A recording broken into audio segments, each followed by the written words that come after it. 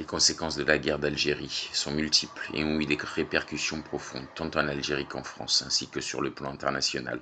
La guerre s'est conclue par l'indépendance de l'Algérie le 5 juillet 62 après les accords d'Évian du 18 mars 1962.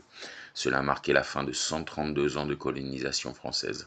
Les pertes humaines sont difficiles à chiffrer précisément, mais les estimations varient entre 300 000 et 1 million de morts algériens, incluant combattants et civils. Des massacres comme ceux perpétrés par l'armée française ou le FLN ont profondément marqué la population. L'Algérie indépendante a dû faire face à une économie dévastée, à une société divisée entre pro-FLN, Harkis et d'autres factions, et à un exode massif des pieds noirs. Environ 1 million de colons européens ont quitté l'Algérie. La guerre a renforcé un sentiment nationaliste algérien centré sur la lutte anticoloniale, mais aussi des tensions internes, par exemple entre arabophones et berbérophones. La guerre a provoqué la chute de la 4e République en 1958, remplacée par la 5e sous Charles de Gaulle. Les divisions sur la question algérienne, soutien à l'Algérie française ou décolonisation, ont alimenté une instabilité politique. L'arrivée en métropole d'environ 1 million de rapatriés pieds noirs et de dizaines de milliers d'Harkis, algériens ayant collaboré avec la France, a posé des défis d'intégration.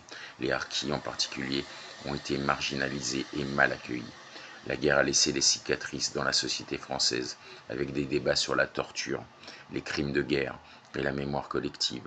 Ce sujet reste encore sensible aujourd'hui.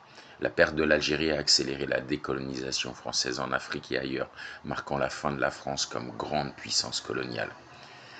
La guerre d'Algérie a inspiré d'autres mouvements indépendantistes dans le tiers-monde, notamment en Afrique et en Asie, devenant un symbole de résistance contre l'impérialisme européen.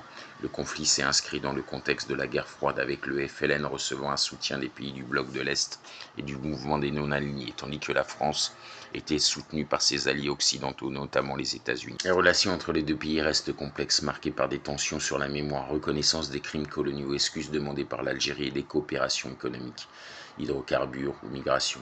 Une importante communauté algérienne s'est installée en France, influençant la culture et la société, mais aussi parfois des débats sur l'immigration et l'identité.